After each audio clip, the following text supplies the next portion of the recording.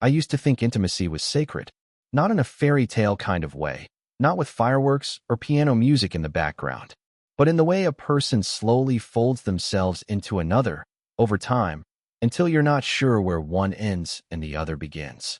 That was us, or at least, that's what I believed. Her name is Marissa, 34, a pediatric nurse with an addictively warm laugh and soft, amber eyes that used to search for mine in a crowded room. We met at a hospital fundraiser 8 years ago. She was pouring wine. I was hiding behind a camera, taking press shots. The first time we kissed, she tasted like peppermint and nerves. It felt right. Natural. Like we were supposed to find each other in that cold, clinical ballroom. We married 2 years later. Bought a small house in East Ridge. White trim, ivy on the porch, the kind of place you'd pass on the street and smile at without knowing why. I installed our mailbox myself. She painted the nursery in soft lilac even before we'd had the when conversation. She said, "I want our future to feel real." God, I love that about her. The hope, the steadiness. But hope, I've learned, can be a dangerous thing. The unraveling began small, barely noticeable at first. Missed dinner texts. Faint whiffs of unfamiliar cologne on her scrubs. Night shifts that came out of nowhere. I chalked it up to hospital stress, rotating staff schedules, life. It wasn't until I saw the message pop up on her Apple Watch one morning as she leaned across me to grab a coffee mug that the thread was pulled loose. Room 3 this morning. Save me that smirk. D. I hadn't said anything then. Just tucked the discomfort deep inside me, behind the part of my brain where all the small doubts collect like lint in a dryer. Maybe it was just a joke. A doctor teasing a nurse. Hospital humor. Nothing more. But it didn't stop. The messages continued. Always subtle. Always brief. You owe me for yesterday. Those legs could kill a man. You coming or playing hard to get today? I began to monitor them obsessively, tracing back when they appeared, how often, what tone. I told myself I was crazy, paranoid. I told myself couples trust each other. And yet, every morning she left with a little more lipstick, a little more bounce in her step. And every night she came home just a little more tired, a little less present. I finally cracked when I found a second phone, stuffed in the side pocket of her work tote under the dry shampoo and Altoids. Sleek, black, locked, but buzzing with life. And when she walked in later that evening, smelling of eucalyptus and guilt, I didn't ask about the phone. I followed her instead. The hospital was 20 minutes from our house. Her shift ended at 4 p.m. sharp that Thursday, but she didn't clock out. Not right away.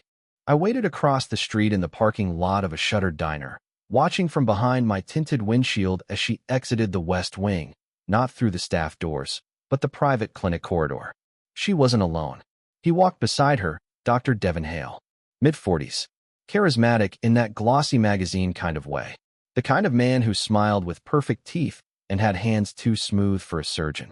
He touched her lower back as they slipped inside the side entrance marked Women's Health. Authorized personnel only. That sign felt like a slap.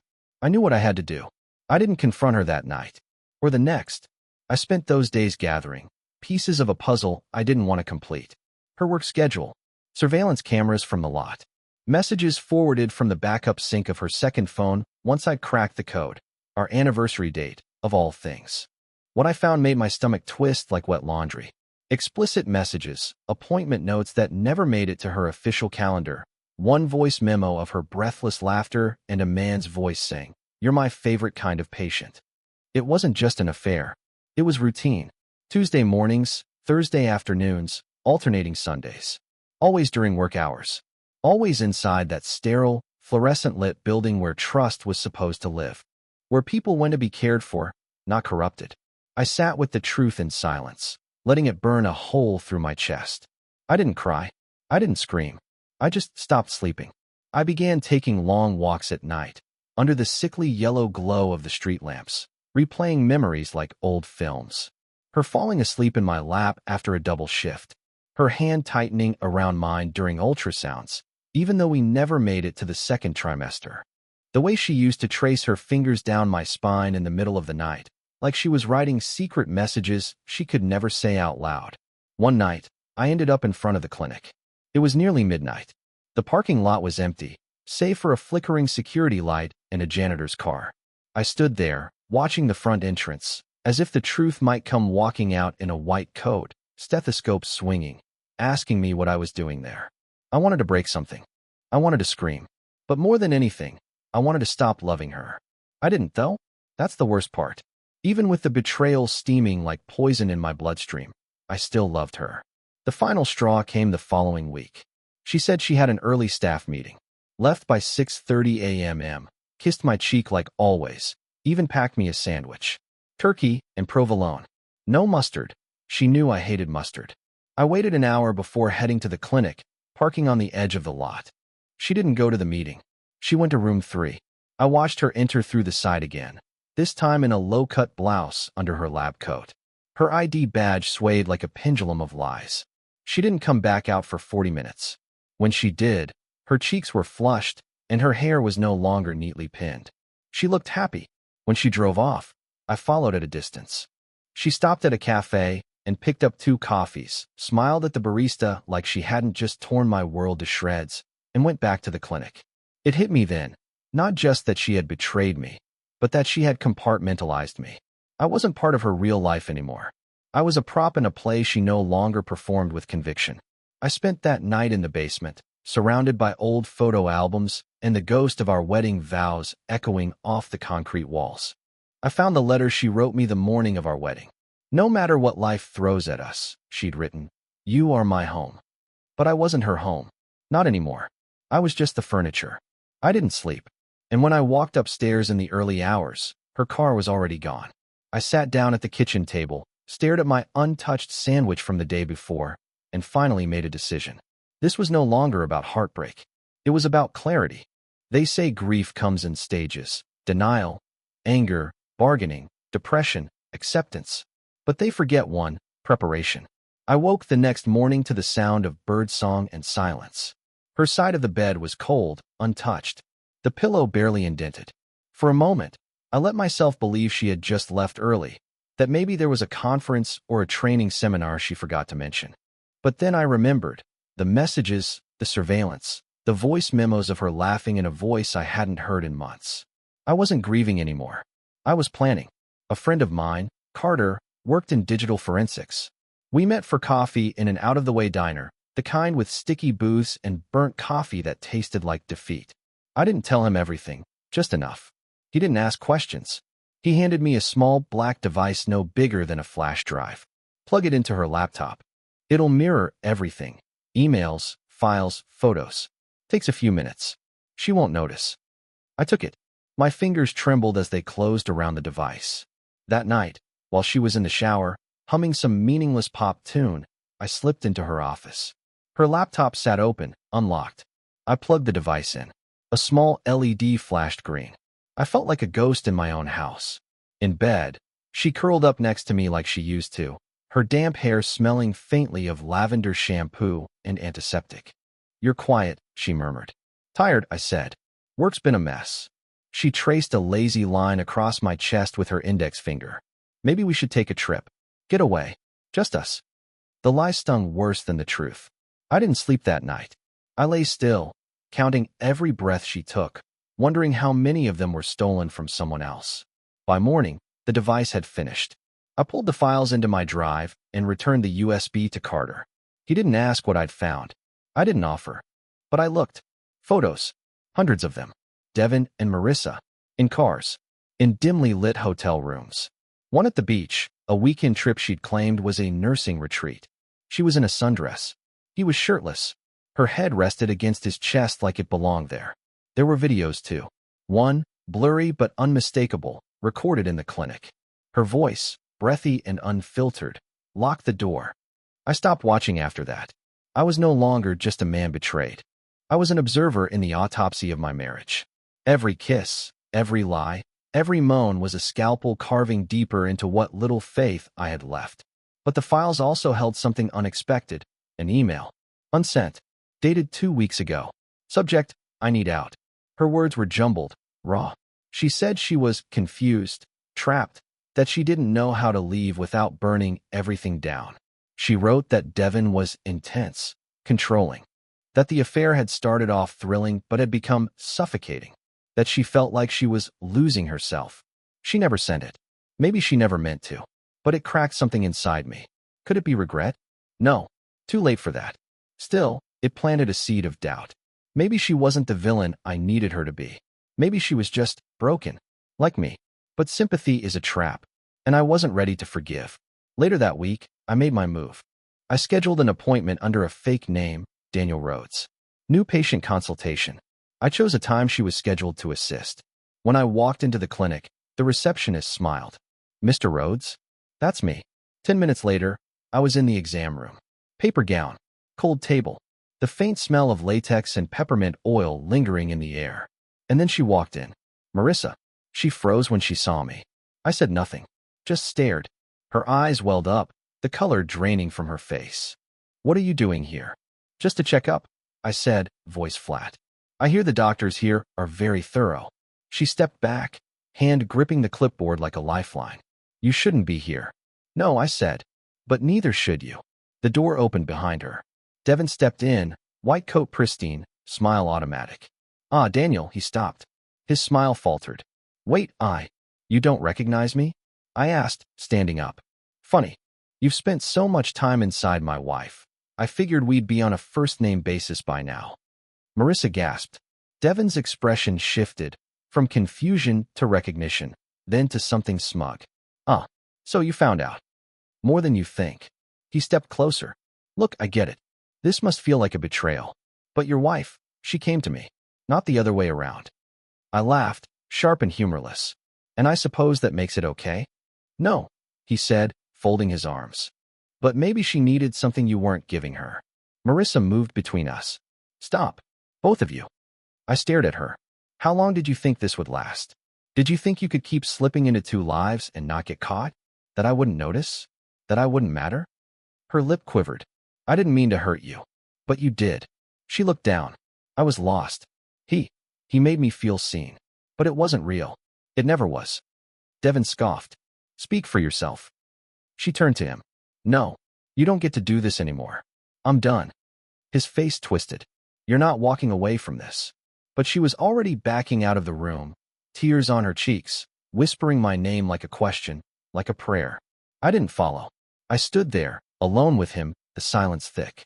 You're going to lose her, he said quietly. I nodded. Maybe, but at least I won't lose myself. And with that, I walked out, still broken, still bleeding, but more certain than I'd been in months. The damage was done, but the reckoning had just begun. The air between us had changed. She moved like a guest in her own home now, quiet footsteps, averted eyes, words measured like fragile glassware. There was no apology, no dramatic confession, just a heavy silence that hung between us like a fog, the kind that never lifts, no matter how many windows you open. Marissa had taken a leave of absence from the clinic. Whether it was voluntary or Devin's doing, I didn't ask. I didn't care. Every time I looked at her, I saw him. His voice, smug and smooth. His hands, where mine used to belong. I saw the way she hesitated before speaking, as if weighing every syllable against a wall of guilt. We were cohabitating in name only. I took the guest room. She kept the master. We passed each other like strangers, each pretending not to flinch at the other's presence. There was no plan, no next step, just the dull ache of a marriage turned mausoleum. But the truth is, even a hollow space echoes. One evening, I came home to find a manila envelope on the kitchen table. Inside were divorce papers, and signed. A note in her handwriting rested on top. I understand if this is what you want. I'm ready to give you that. But if there's even the faintest shadow of something left, please don't let this be the end without telling me first. I didn't touch the pen. Instead, I drank. Whiskey, then more whiskey, until the lines on the paper blurred into one long, meaningless smear. Until I could almost forget how she used to laugh in the mornings, or the way her fingers curled when she slept. Almost. But forgetting wasn't the problem. It was remembering. Remembering how she whispered, forever, while dancing barefoot in our kitchen. How she sobbed after her second miscarriage, and I held her until sunrise. How she once said that being with me felt like being seen for the first time. And now she was seen by someone else. I told myself I didn't care. But I did. So I began watching her again. Not like before, not with cameras or trackers, but with eyes stripped of illusion. I saw the small things I had missed. The way she flinched when her phone buzzed. The way she never answered Devon's calls anymore. The way she sat on the porch late into the night, wrapped in an old cardigan, face tilted to the stars like she was begging them for absolution. She was unraveling, and it wasn't performative. Something had broken in her too. I learned from Carter, my digital forensics friend, that Devon had been reported by another nurse. Nothing legal, just whispers, but enough to get HR involved. Enough to paint a picture I hadn't wanted to see. Marissa hadn't been his first. Maybe not even his favorite. Just the most recent. That realization hit like a punch to the sternum. Because for months, I had seen her as the villain. The liar. The one who'd burned down our house with a match named Devon. But now, I saw the ash on her fingers for what it really was. Residue from a fire she never knew she was feeding. I didn't rush to forgive. I wasn't sure I could. But I stopped hating her. That was something. One night, I found her asleep on the couch. Her phone lay on the floor, screen cracked, forgotten. A news article glowed faintly across the screen. Something about misconduct. Devon Hale's name highlighted in bold. Her shoulders rose and fell, delicate, like wings folding inward. I covered her with a blanket and walked away. A week later, we finally spoke, not in fragments or clipped exchanges, but in a full sentence. "I'm sorry." It came while she was standing in the doorway, coffee cup trembling in her hand. No makeup, hair unwashed, just raw. I thought I needed more. Something thrilling, something different. But it wasn't him I needed to escape from. I said nothing. She stepped forward. It was myself. I didn't know who I was anymore. I wasn't the woman who used to dance in the kitchen or cry during sad movies. I became someone else. And he made me feel wanted. But not seen. Never seen. Her voice cracked. "You were the only one who ever really saw me." I looked at her then, not as the woman who betrayed me, but the one who once held my hand through impossible nights. The woman who had buried pieces of herself until even she couldn't find them. I set my cup down. "I don't know what this is," I said quietly. "I don't know if we can fix it. But I know I'm tired of hating you." She nodded slowly. "Then let me show you who I am now. Not who I was. Not who he wanted. Just me." We didn't kiss. We didn't embrace. We just sat, facing each other like two survivors in the rubble of something once beautiful. The next few days were tentative. No grand gestures. No movie montage reconciliation. Just small moments. A shared coffee. A faint smile. A text that said, "Home soon," instead of nothing at all. But healing is not linear. And scars don't fade just because you stop touching them. One evening, I opened her closet and found the white dress she wore on our honeymoon, stuffed in a bag with tags from a dry cleaner she never used. When I pulled it out, something fell from the folds. A photo. Him and her. Arms entwined. Her face distant. But behind them, reflected faintly in the glass of a window, was me, standing in the hospital parking lot, watching. She never knew I saw her that day. She never knew I never left. I tucked the photo into the back of my desk drawer, not as evidence, not as a threat, just a reminder. A reminder that love can rot, that even the brightest rooms can go dark, that people you trust can become unrecognizable, but also that they can return. Changed, weathered, but not entirely lost. And yet, just as I began to believe we might come out of this storm with something salvageable, something happened that shattered that fragile hope. I received an anonymous package in the mail. Inside was a flash drive, and on it, something I hadn't seen before. Footage, dated weeks ago. Marissa, room 3, and Devon. Post-confrontation, post-tears, post-everything. My heart stuttered. The screen went black. Then one final frame, time-stamped 4 days after she promised she had ended it. For days after I began to let her back in. For days too late. There are moments in life so quiet, so still, they feel unreal. Like the moment I stared at the paused video on my screen, her face, flushed and framed by Devon's hands. The timestamp was clear. For days after she cried in my arms. For days after she whispered apologies, made promises. For days into the fragile rebirth of something I'd barely begun to hope for again. It wasn't just betrayal. It was duplicity, a kind that strips you raw. I watched the rest of the footage, each second branding itself into my memory like iron on skin. No audio, just images, movements. Her hair tied the same way she wore it the night we'd talked on the porch. Her blouse, mine, the one she borrowed from my closet because it smelled like us. When the screen faded to black, I didn't move. I couldn't. Everything inside me had turned to glass. At some point, the sun shifted. Hours passed, maybe more. Eventually, I stood, walked into my bedroom, opened the drawer where I'd tucked the unsigned divorce papers. I didn't hesitate. I signed them. Every line, every page, each stroke of ink severing something sacred. I left them on the kitchen counter with no note. Let the silence speak for itself. Marissa came home late. Her keys clinked against the door like they always did. I heard her shuffle in, drop her bag, pause. Then, footsteps. Slow, careful, as if she knew. She didn't call out my name. She didn't have to. I was waiting in the living room, lights off, a single lamp casting long, tired shadows across the floor. The manila envelope lay between us like a loaded weapon. She froze when she saw it. I can explain, she whispered. Don't. But, I said don't. My voice was calm, detached. I didn't raise it. I didn't need to. I saw the video, I added, barely audible. Room 3. Last time. Her hand flew to her mouth. Eyes wide.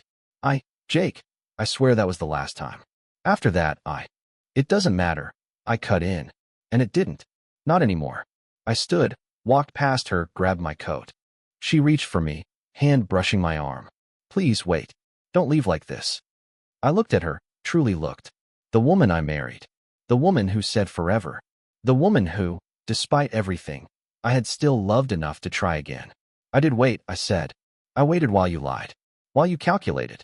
While you tried to have both. She stepped back, stricken. I made peace with the first betrayal, I added. But not the second. That one wasn't lust. That was choice. Tears welled in her eyes. I didn't know how to stop. I know, I said, turning to the door. That's why I will. I left. Not just the house. Not just her. I left us. The months that followed felt like wandering through a bombed-out cathedral. The walls were still there, but the echoes were different. Quieter. Sadder. I moved into a one-bedroom apartment with terrible insulation and a view of a parking garage. But it was mine. It didn't smell like betrayal. My friends tried to talk me into dating again. You need a distraction, they said. Get back out there. But I didn't want noise. I wanted silence. Not emptiness, just absence. Of performance. Of lies. Of walking on broken glass in the name of love. I kept working. Kept walking. Kept breathing. Some days, that was enough. I never responded to the texts she sent. I read them once. She said she'd moved in with her sister. Said she was in therapy. Said she wasn't seeing Devin anymore. That he was under investigation for abuse of power. That she was sorry. So sorry. And maybe she was. But regret doesn't unbreak things. Forgiveness, maybe. But not reunion. The final closure came in a brown envelope delivered by courier 6 months later.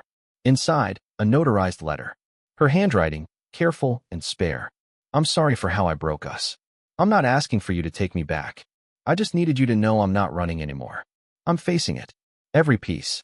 You were my compass, even when I lost the map. I hope someday that brings you peace. M.